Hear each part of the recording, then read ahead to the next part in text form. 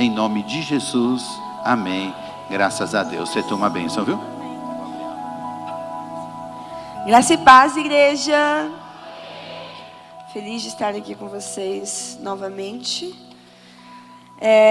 Hoje é um dia muito especial, o aniversário de minha mamis. Já falei algumas coisas para ela hoje de manhã, mas acho válido falar hoje de noite, agora de noite novamente, para que vocês escutem também. Mamãe, eu te amo. Você é a razão das nossas vidas. Você é maravilhosa. Tudo que nós somos hoje, tudo que essa igreja é hoje, é porque você tem um cuidado tão grande conosco. Eu devo muito, muito, muito a você. Se hoje eu estou aqui em cima, muito disso tem parte de você, e eu te amo. Você é a melhor mãe do mundo. E a melhor pastora.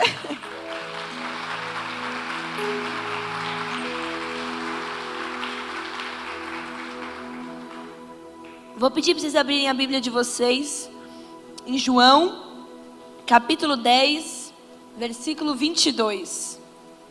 João, capítulo 10, versículo 22.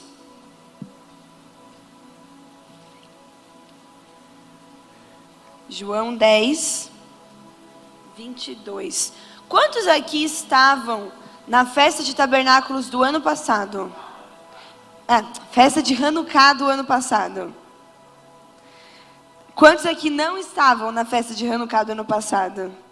Metade da igreja, de novo.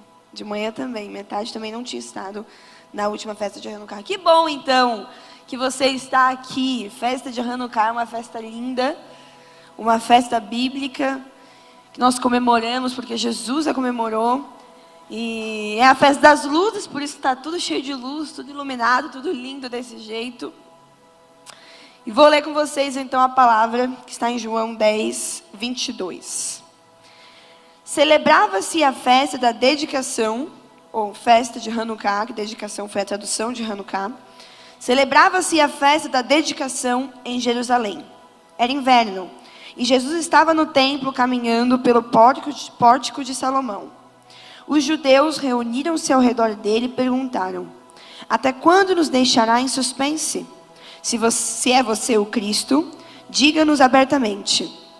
Jesus respondeu: eu já lhes disse, mas vocês não creem. As obras que eu realizo em nome de meu Pai falam por mim, mas vocês não creem. Porque não são minhas ovelhas. As minhas ovelhas ouvem a minha voz. Eu as conheço e elas me seguem. Eu lhes dou a vida eterna e elas jamais perecerão. Ninguém as poderá arrancar da minha mão. Meu Pai, que as deu para mim, é maior do que todos. Ninguém as pode arrancar da mão de meu Pai. Eu e o meu Pai somos um. Amém? Senhor, meu Deus, meu Pai, obrigada, Jesus, pela sua palavra. Obrigada, Senhor, por nos dar a oportunidade de estarmos em comunhão, te adorando e ouvindo os seus ensinamentos. Que não seja eu aqui falando, mas que seja o Senhor através de mim. Que nosso coração esteja aberto para poder ouvir a palavra que o Senhor tem para nos dar hoje. Que o nosso coração esteja disponível para ser cada dia mais tratado e cuidado por Ti. Obrigada, Jesus, pelas escrituras sagradas que o Senhor nos deu. E obrigada por nos dar a oportunidade de estar em um país onde nós podemos ter acesso diário à Sua palavra. Nós te agradecemos, em nome de Jesus. Amém. Amém? Festa de Hanukkah é uma festa bíblica. Jesus comemorou essa festa. E ela acontece em 25 de Kislev, no calendário judeu. Mas no calendário gregoriano, que é o calendário que nós seguimos, ela cai em dezembro. Culto passado, quantos aqui estavam no culto passado? Domingo passado, domingo de ceia. Domingo passado o apóstolo falou um pouco sobre as festas pagãs e as festas bíblicas que aconteciam nesse mês de dezembro. E diferente de muitas festas pagãs de festas pagãs que acontecem nesse mês de dezembro, nós temos a festa de Hanukkah. A festa de Hanukkah é uma festa bíblica e essa sim nós devemos comemorá-la, porque é uma festa em que Jesus comemorou, então nós também comemoraremos. Enfim, é isso aí. Então nós também iremos comemorá-la, agora sim. E essa festa, É uma festa linda. A festa de Hanukkah é a festa das luzes, a festa da dedicação, a festa dos milagres e da provisão de Deus. Só que a festa de Hanukkah ela tem todo um contexto histórico que é necessário que a gente entenda, justamente para que a gente compreenda o porquê nós estamos comemorando essa festa. Porque muitas vezes a gente até pode comemorar, mas aí você não compreende 100% o significado dessa festa. Você não compreende 100% por que nós comemoramos, como ela surgiu, de que forma ela surgiu, o que essa festa, qual a importância no mundo espiritual que essa festa tem. E hoje nós vamos entender um pouquinho sobre isso.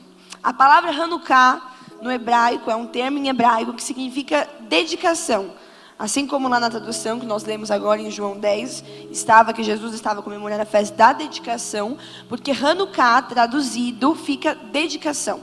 Só que esse termo em hebraico, ele abrange um pouco mais do que a palavra dedicação em português.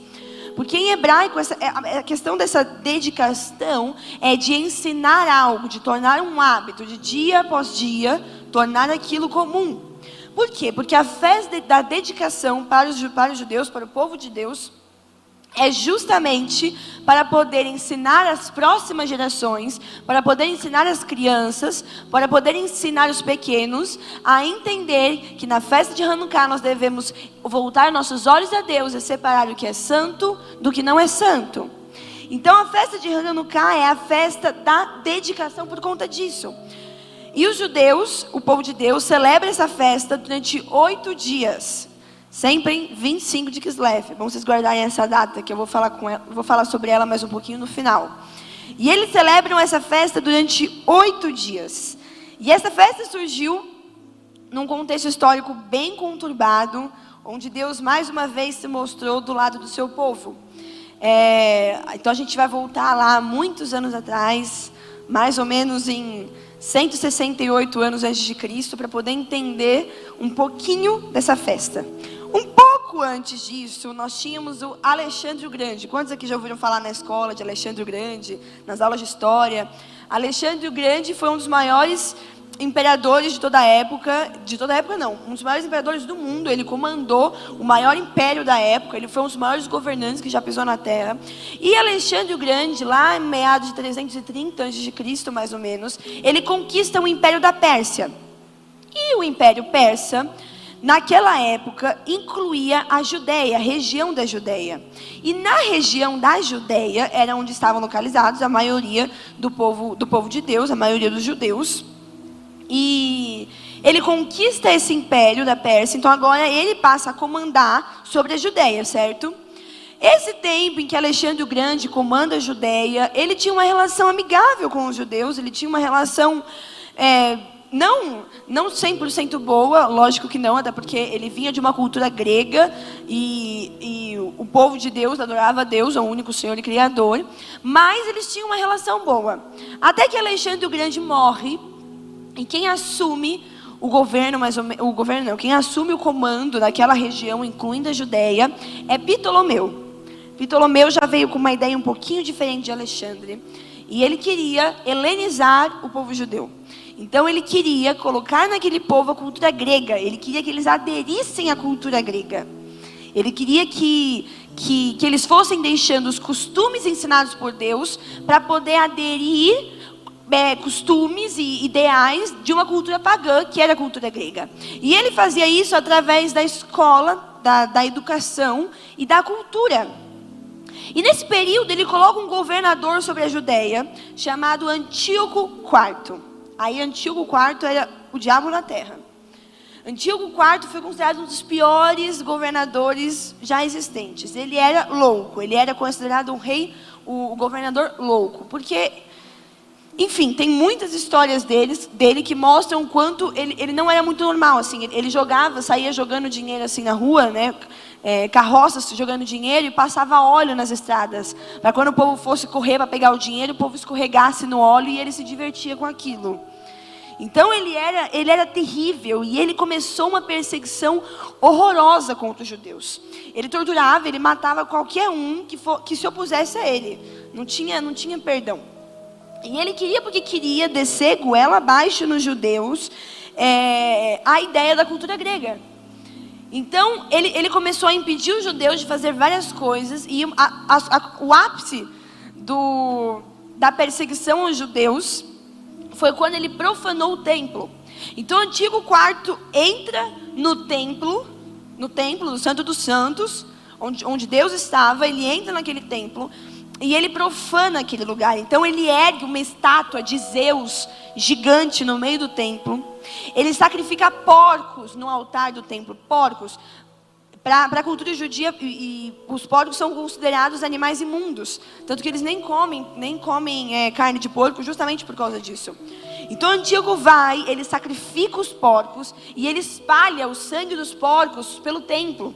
Ele espalha o sangue dos porcos pelo Santo dos Santos, onde estava o Senhor. Então ele profana de uma forma absurda, ele destrói os elementos sagrados, ele destrói o templo, ele ergue estátuas pagãs naquele lugar e ele profana aquele lugar de uma forma absurda. Além disso, ele passa a impedir os judeus de fazerem coisas, ele passa a impedir o povo de Deus de fazerem ritos em que marcava a aliança deles com Deus. Então eles impedem eles de cumprirem o Shabat, ele impede eles de circuncidar os meninos, ele impede eles de adorar a Deus no templo, de sacrificar a Deus no templo. Então eles são impedidos pelo governador de fazer tudo aquilo que marcava a aliança deles com Deus. E nesse período de perseguição absurda, alguns judeus até começaram a aderir elementos da cultura pagã. De tanto aquilo ser martelado, enfiado goela abaixo neles, eles até começaram a aderir a algumas coisas, alguns ideais, alguns costumes pequenos, não de forma bruta, mas foram aderindo de ano em ano aquele paganismo. E alguma coincidência com o tempo que nós estamos vivendo agora? Naquela época era uma guerra declarada, óbvio. Ele estava declaradamente contra os judeus. E ele não queria necessariamente exterminar os judeus, mas arrancar as raízes dos judeus. Então ele impediu com que o povo de Deus fizesse coisas, que fizesse tudo aquilo que representasse a aliança deles com Deus. Ele impediu o povo de Deus a ensinar os seus filhos sobre o Deus Criador. Ele impediu o povo de Deus de ensinar as próximas gerações sobre a quem eles deveriam adorar. Só que hoje a gente não vive uma guerra declarada, a gente vive uma guerra no ideal. Uma guerra cultural. O quanto a cultura externa não tenta diariamente, através da televisão, das mídias sociais, das propagandas, das novelas, enfiar dentro da nossa casa, das nossas mentes, da mente dos nossos filhos, uma cultura pagã.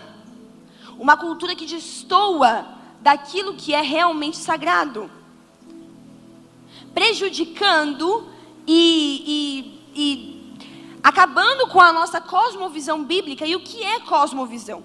Cosmovisão é a forma como eu percebo o mundo. Então cosmovisão é a forma como eu estou no mundo e eu interpreto ao meu redor as pessoas e os elementos que fazem parte da minha vida.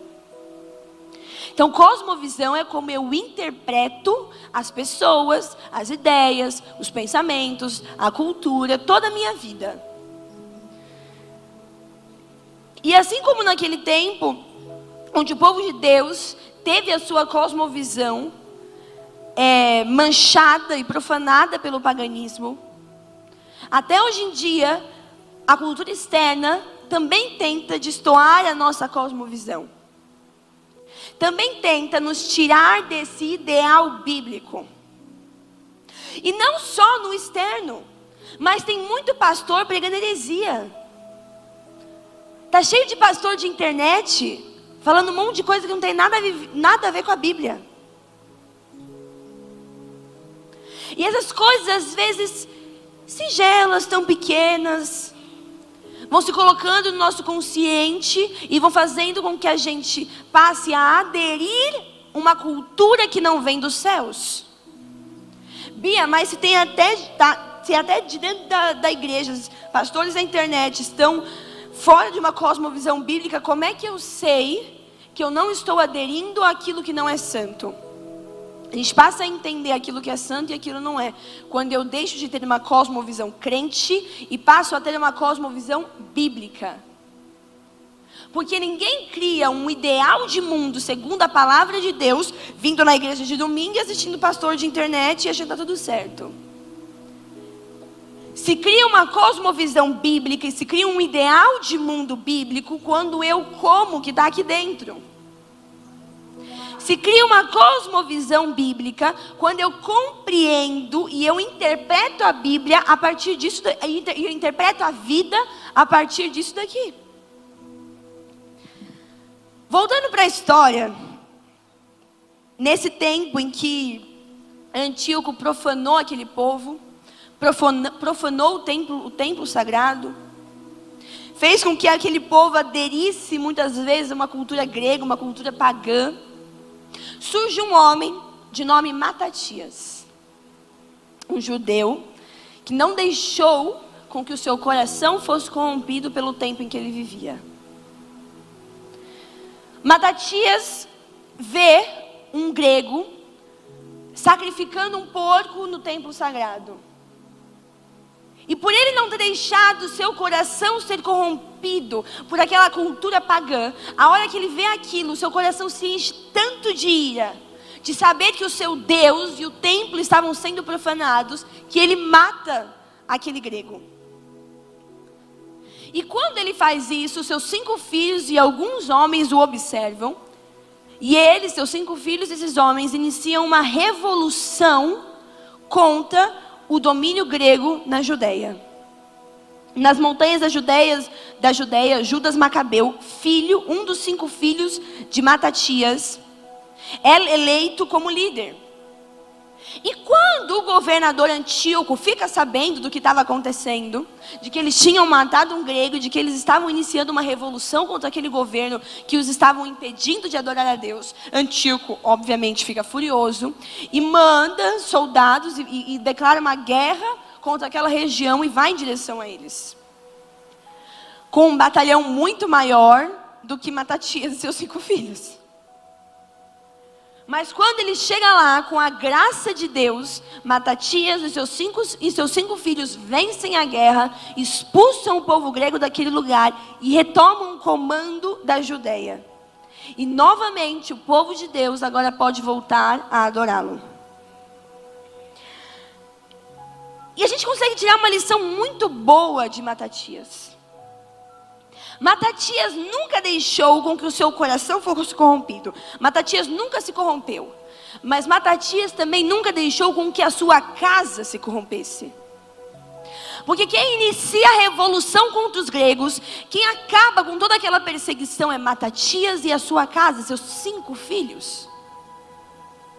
Então Matatias sempre teve sabedoria o suficiente para poder não se corromper, não deixar com que o seu coração fosse se corrompido e para guardar o coração dos seus filhos naquele tempo. Matatias sempre foi sábio o suficiente para passar o exemplo aos seus filhos. Eu tenho certeza que Matatias nunca deixou com que sua casa se corrompesse, não falando para os seus filhos, vocês não podem aderir elementos da cultura grega, porque nós temos um Deus criador e devemos adorar. Ele ensinava os seus filhos, com certeza. Mas o que arrasta é o exemplo. Os seus 5 filhos se levantam junto com ele para começar a revolução, quando ele mata aquele soldado grego. Quando seu coração se enche de ira por ver tamanha profanação. E quando ele mata e ele se levanta contra aquela perseguição, os seus 5 filhos veem o seu exemplo e vão ajudar o pai a iniciar. E como está a sua casa hoje? Será que você tem deixado com que o seu coração não se corrompa com a cultura externa? Será que você tem guardado o coração dos seus filhos dessa cultura externa? Será que você tem sido um exemplo dentro da sua casa, assim como Matatias foi? Se hoje eu estou aqui no altar, pregando para vocês, apaixonada por Jesus, é porque eu tive um exemplo dentro da minha casa, em que vinha no altar, pregava algo no altar, mas também pregava para mim dentro de casa no cotidiano. Que o mesmo que pregava aqui, era vivido dentro de casa. E será que os seus filhos estão sendo ministrados por vocês no seu cotidiano? Será que os seus filhos têm sido ministrados pelo seu comportamento? Pela sua forma de falar? Pela sua forma de lidar com o trabalho, com o mundo, com a vida? Como está a sua casa? Será que como num tempo de antigo quarto, a sua casa se levantaria contra a perseguição e se levantaria para poder libertar o povo de Deus daquele tempo de tirania?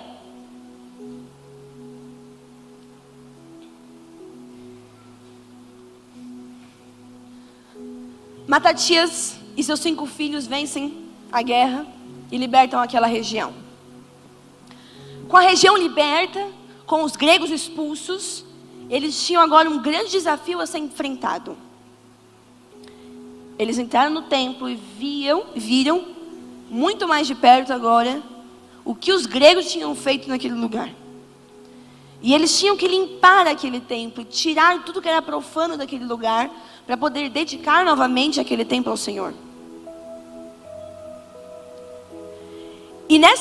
Então eles entram para o templo e eles passam 3 anos limpando o templo. Eles passam 3 anos separando o que é santo do que não é santo. Eles passam 3 anos separando o que é profano do que não é profano. Eles passam 3 anos retirando aquelas estátuas, limpando aquele sangue, redecorando o templo a Deus, colocando novamente os objetos sagrados naquele templo. Eles passam 3 anos limpando aquele templo e tirando tudo que não pertencia a Deus daquele lugar, para então poder rededicar a Deus. Eles limpam o templo. Passam 3 anos nessa limpeza, nessa reconstrução. E em 25 de Kislev, o sacerdote, então, com o templo limpo e novamente santificado, decide rededicar a Deus aquele lugar. E então eles querem acender a menorá, para poder fazer esse ato de dedicar a Deus. Só que naquele monte de sujeira que os gregos tinham deixado, para poder acender as velhinhas, eles precisavam de óleo. E naquele monte de sujeira, naquela bagunça, naquela destruição que os gregos tinham feito, a única coisa que eles acham é uma pequena botija de óleo. E uma botija de óleo suficiente para acender as velhinhas da menorá durante um único dia. Mesmo assim, e para que chegue o novo óleo, era uma viagem de 8 dias até ir até a cidade, buscar o óleo puro, o ideal para poder acender as velhinhas e voltar novamente. Mesmo assim, o sacerdote decide rededicar o templo naquele dia. Ele pega aquele pouco óleo, acende as velas da menorá, e eles voltam os seus olhos a Deus e rededicam aquele lugar ao Senhor. As velhinhas ficam acesas durante aquele dia, assim como era necessário para o óleo. Só que quando eles voltam no segundo dia, as velas também estavam acesas.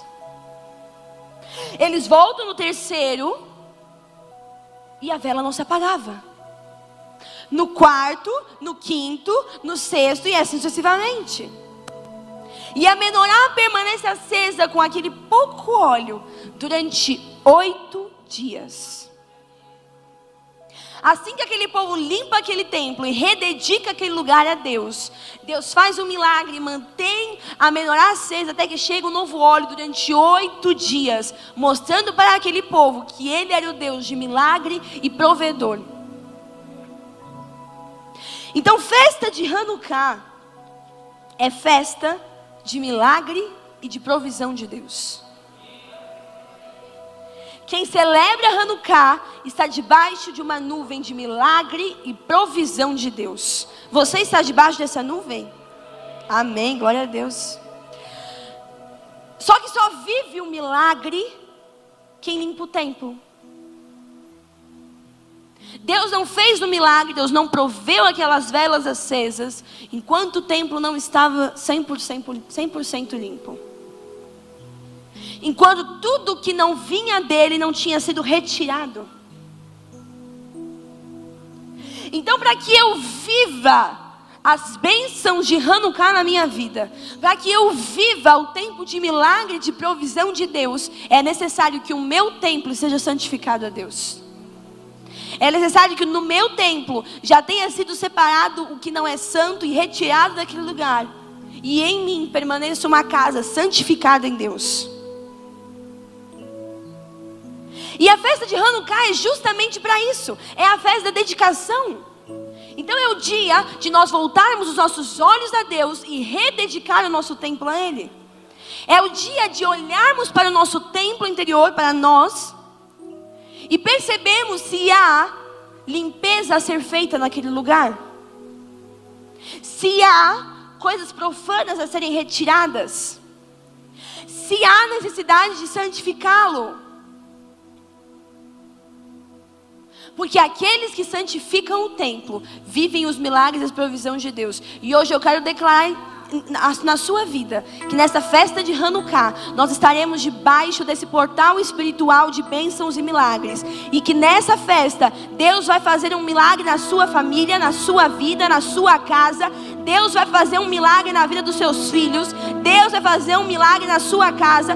Deus vai fazer um milagre na sua vida espiritual. Deus vai prover os sonhos dele para você. Porque nós estamos celebrando Hanukkah e estamos entrando debaixo dessa nuvem de bênçãos da parte de Deus. Amém?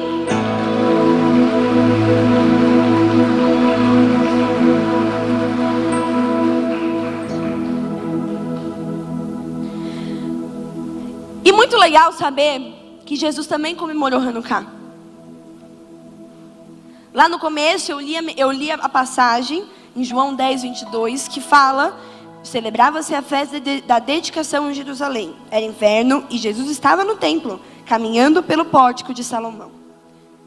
A festa de Hanukkah começou muito antes de Cristo nascer. Mas ela era comemorada e Jesus a comemorou, porque Jesus era judeu.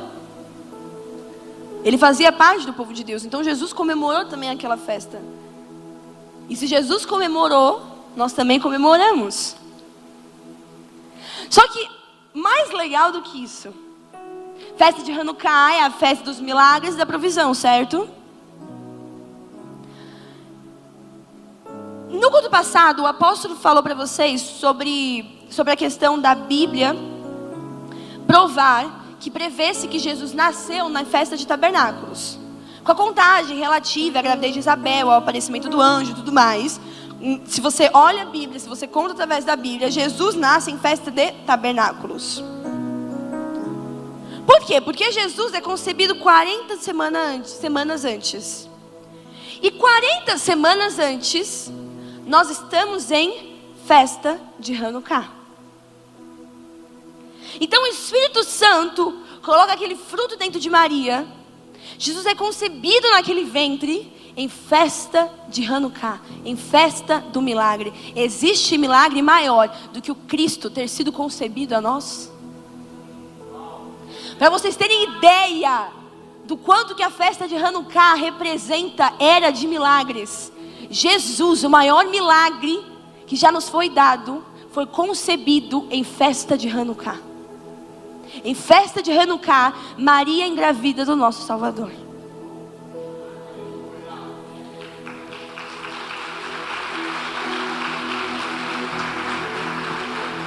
E na cerimônia de acender a Hanukkah, isso aqui é uma Hanukkah. São 9 velhinhas, diferente da Menorá, são 7 velhinhas. A Hanukkah tem 9 velhinhas. Por quê?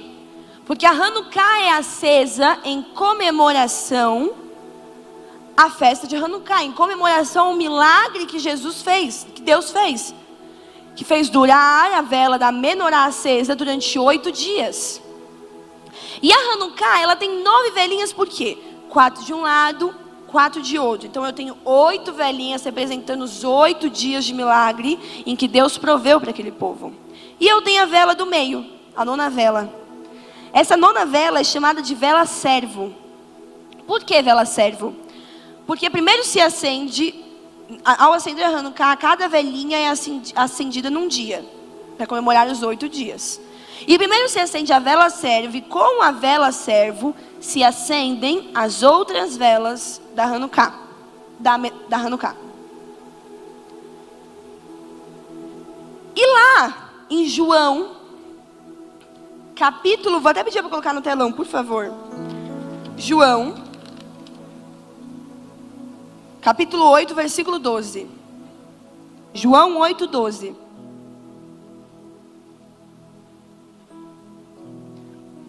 Jesus diz assim: de novo, lhes falava Jesus, dizendo: eu sou a luz do mundo. Quem me segue não andará nas trevas, pelo contrário, terá a luz da vida. Então, Hanukkah é a festa das luzes. Por quê? Porque celebra a luz que Deus proveu, a luz de Deus para nossas vidas, a luz que nos traz milagre e provisão. Por isso que está tudo iluminadinho, a festa das luzes. E aí Jesus vem e se declara: eu sou a luz do mundo. A vela servo, que é quem serve as outras velas, que é quem acende as outras velas, é representada por Jesus, que é a luz nas nossas vidas. Então celebrar Hanukkah é celebrar a luz de Jesus sobre nós. A luz que nos traz restauração, milagres e provisão. E essa luz, um dia, me acendeu. Olha para o lado, tudo isso aqui foi porque um dia essa luz chegou na minha família. Essa luz alcançou a minha vida. Essa luz alcançou a sua vida. Porque a luz da graça e da salvação dele alcançou. Pelo seu amor incondicional, pelo seu amor tão gigante por nós, ele morreu naquela cruz em meu lugar, em seu lugar, para que hoje essa luz pudesse ser acesa em nós. E ele acendeu essa luz em mim, ele acendeu essa luz em você. Essa luz mudou a minha história. Essa luz gerou essa igreja, essa luz mudou a sua história. A partir do momento que essa luz foi acesa em você, olhe para trás. O quanto a sua vida não foi mudada desde que essa luz se acendeu em você. Desde que Jesus acendeu essa luz em você. O quanto a história da sua família, da sua casa não foi transformada por causa dessa luz. Quantas histórias você não conhece que foram mudadas porque um dia essa luz foi acesa. E tem tanta gente que é precisando que a luz seja acesa.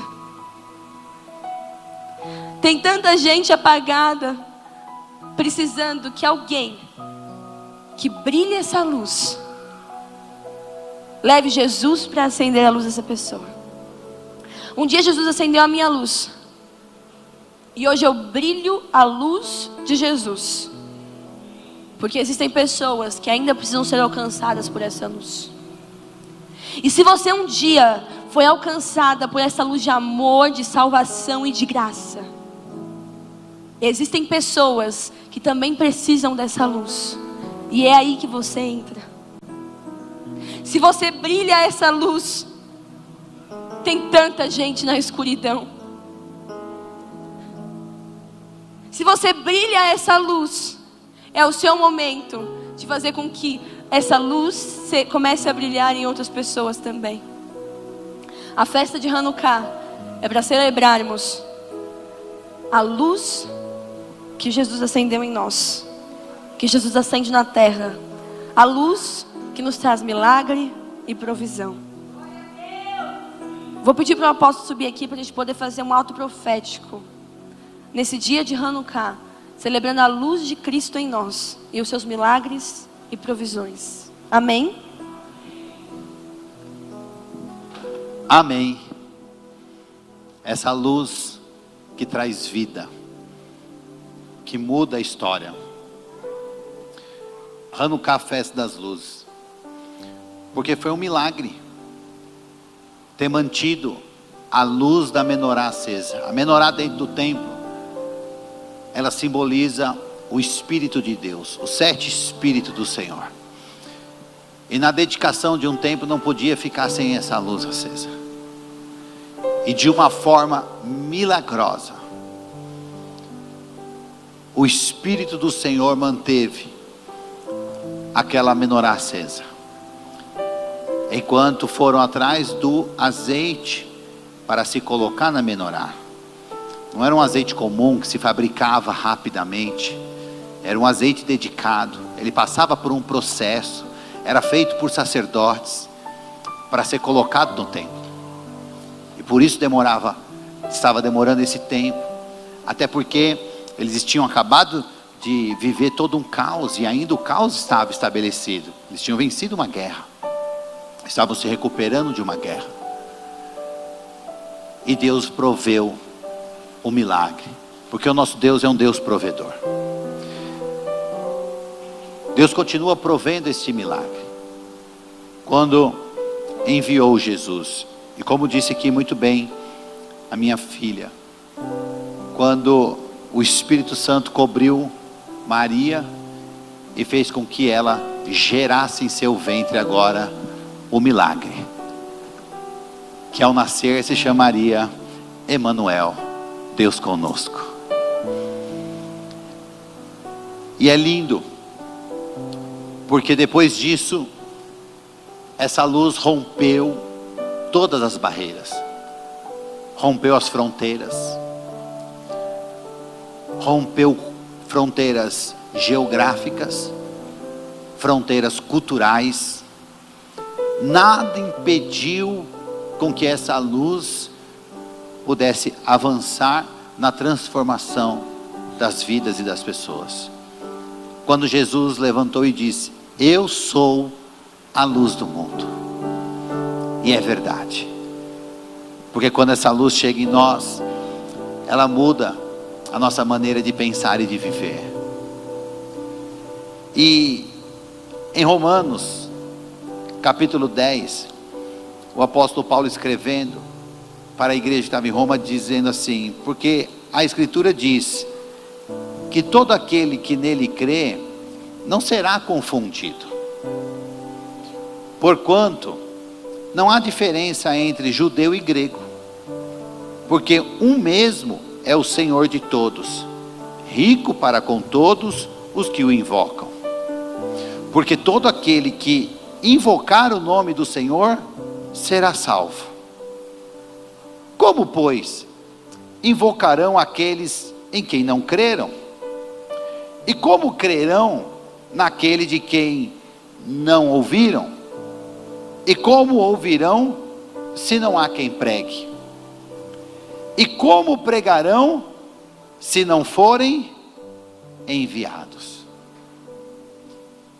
Como está escrito: quão formosos os pés dos que anunciam o evangelho da paz, dos que trazem alegres novas de boas coisas.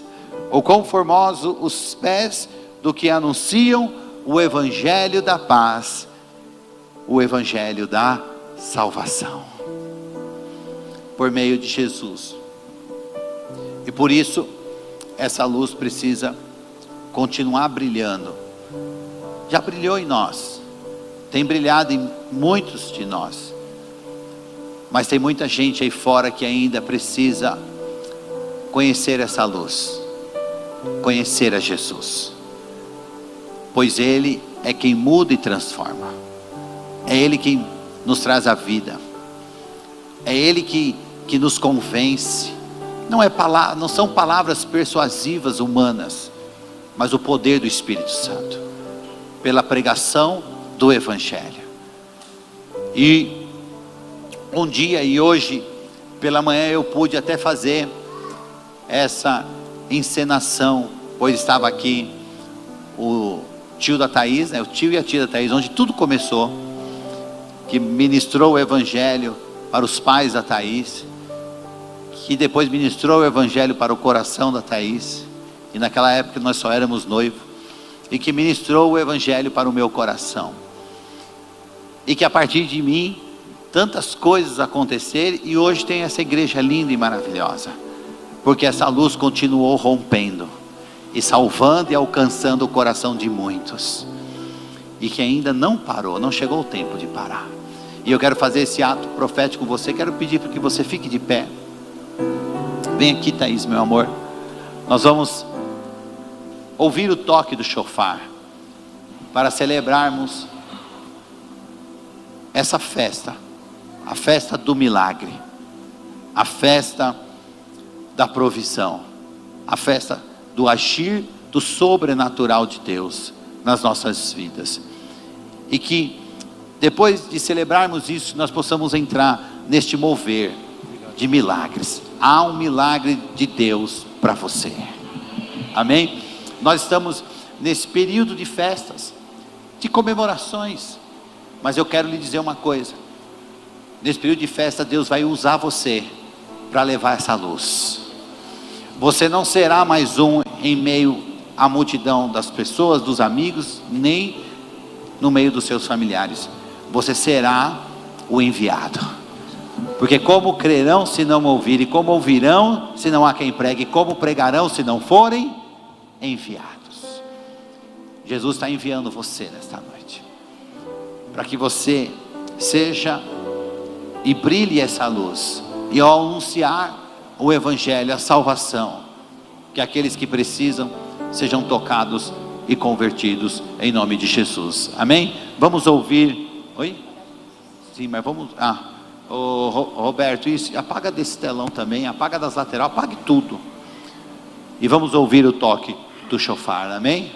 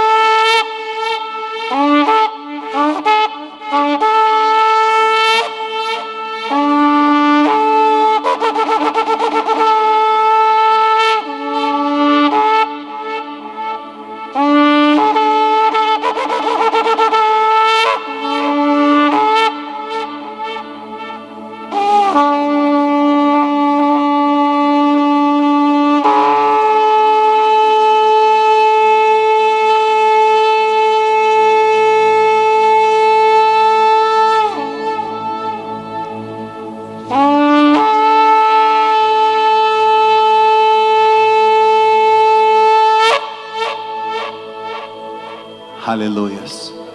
Essa luz que um dia alcançou minha vida e brilhou, né? Brilhou em mim, brilhou na Thaís. Eu quero que você pegue o teu celular agora. Nós não vamos fazer o ato profético com a velhinha, porque estamos com cadeira, piso, e pode causar um dano. E como hoje todo mundo tem um celular na mão, né? Ficou mais prático. Acenda essa luz nesta noite, enquanto nós ouvimos este louvor, adoramos a Deus, celebramos a luz de Cristo em nós. Amém? Acende uma luz e deixe ela brilhar, a luz de Jesus que brilha em todo lugar. Tu não podes esconder, tu não podes calar diante da necessidade. Acende uma luz na escuridão.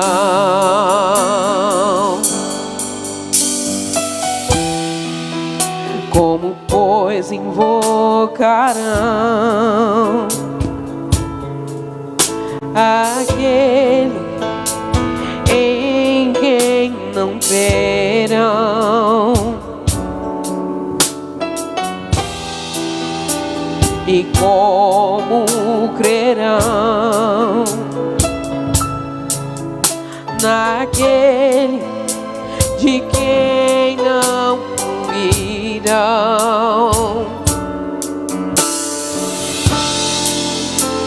e como ouvirão se não há quem lhes prega? Formosos são os pés de quem anunciam a paz, as boas novas de Jesus. Acende uma luz e deixa ela brilhar, a luz de Jesus que brilha em todo lugar. Pode se esconder, tu não pode escalar diante da necessidade. Acende uma luz na escuridão.